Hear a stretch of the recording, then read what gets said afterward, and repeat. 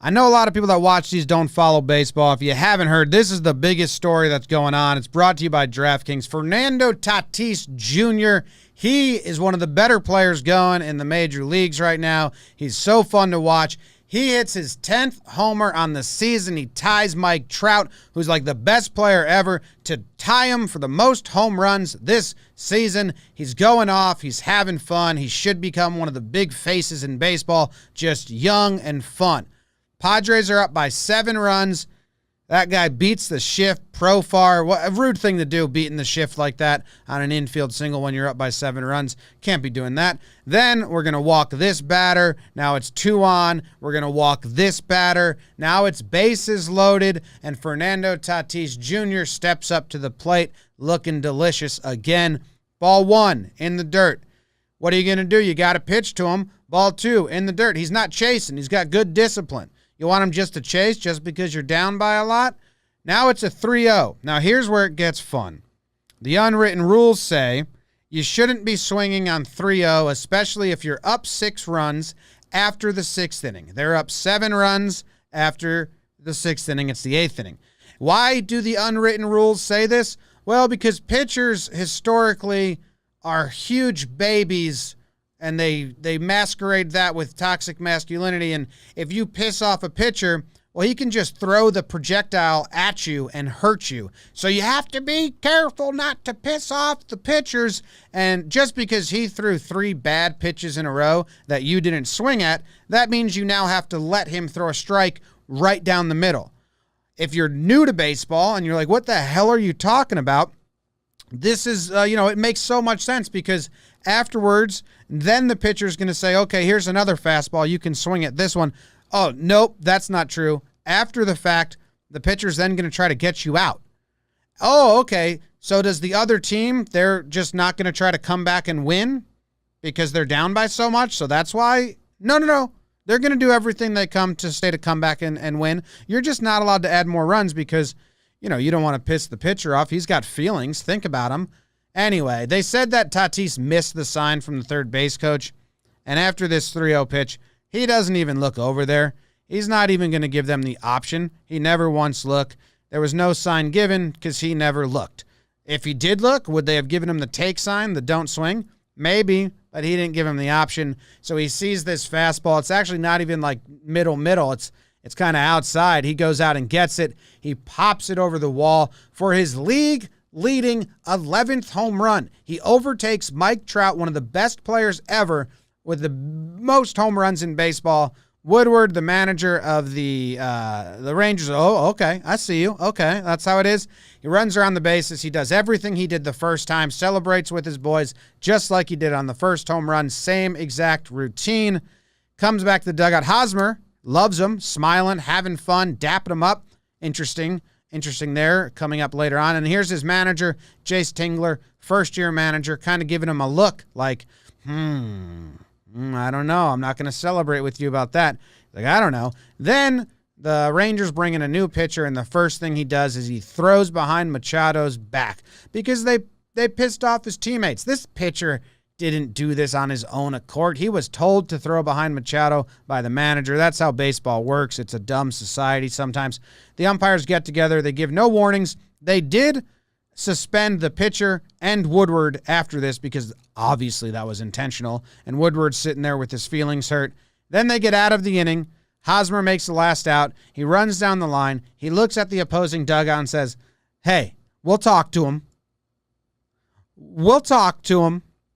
And then Hosmer talks to Tatis, who just hit 2 home runs, just became the kid with the most home runs in all of baseball, and look at the face he's making. He's getting a stern talking to. He's being told how wrong he was. He's having 0 fun. The kid who has the most fun right now on the baseball field just hit a grand slam, has 2 home runs, leads all of MLB, and he's having 0 fun on the bench because he broke some unwritten rule that nobody cares about. Now, what did Woodward, the manager of the Rangers, say after the game? He said this. There's a lot of unwritten rules that are, constantly being challenged, I think, in today's game. So, I didn't like it personally. When you're up by 7 in the 8th inning. It's typically not a good time to swing 3-0. That's kind of, the way we were all kind of raised in the game, but not a good time to swing 3-0. But he also says, that this is when his team came back from being down a lot. He said, "We don't quit. We fight. We have quality at-bats. We were one hit away from tying the game or winning the game." Can't say enough. So if you want your teams to fight and quit, or fight and never quit and have quality at-bats and come back from big runs, you also want the other team to not add runs to their side. They just need to stay put and then let you come back. Doesn't make much sense to me. Sounds kind of stupid and wrong. And then the starting 9 crew dug this up. Manny Machado hit a home run when they were up 6 on a 3-0 count, and Woodward just standing on third, dapping him up. Good job, Manny. So a lot of hurt feelings. Now the Padres manager, Jace Tingler, he was with Texas forever. Minor league coordinator, outfield and base running coach, assistant general manager, quality control coach, all of this. Is he going to have his new teams back, or is he going to suck up to his old team? In this game in particular, we had a little bit of a comfortable lead, and we're not trying to run up the score or anything like that. And so put on the take sign and probably see a strike right there. You should probably see a strike right there, not hit a home run. So did not have his star players back. His golden goose, the player that's going to make him seem like a good manager. He's a new manager. The only reason he's brought in is to be a player's coach, a player's guy. And he throws his player under the bus, says, yeah, he probably should have taken a strike there instead of hitting a home run. When in the world should a coach be telling his player take a strike instead of put more runs on the board for his team?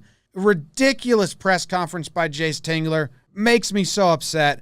And then Tatis comes to the press conference and he apologizes. I've been in this game since I was a kid, man. And I know a lot of unwritten rules. And but this time I didn't. I was kind of lost on this one. I was, they told me after 5, 7, after 6, or something like that. And from those experiences, you gotta learn from it. Probably next time I'll take a pitch. Now that I know from it, and we just gotta learn from it and keep looking forward. How backwards is baseball that this kid hits league leading 11th home run, a grand slam, has a fantastic night, and he has to sit in front of the media and say, yeah, next time I'll probably just take a strike instead of doing what they pay me to do, what I will be getting a contract to do. His kid should be so excited, and look at the face he's making in the dugout as he's getting talked to about how he didn't follow the unwritten rule and, respect the opponent because they may get upset. They're pitching so bad that they're going to be upset if you take advantage of how bad they're pitching. Shut up. This is why baseball gets so much flack, because of this dumb stuff. The really good news is so many people tweeted, and the mass majority seems to be on the side of, the baseball player who gets paid to hit baseballs should probably try to hit baseballs at all times. That's the good news. The majority of people see the light. Maybe baseball's moving forward. Also, good news is that this puts Fernando Tatis on more people's radar. We want people to know about him, but we don't want them to know him looking like this. We want them to know him smiling, having fun, and crushing balls. This one is brought to you by DraftKings. Go to DraftKings, download the app, use code JOHNBOY, pick up Fernando Tatis, play him every game. If he gets a 3-0 count, I hope he's swinging.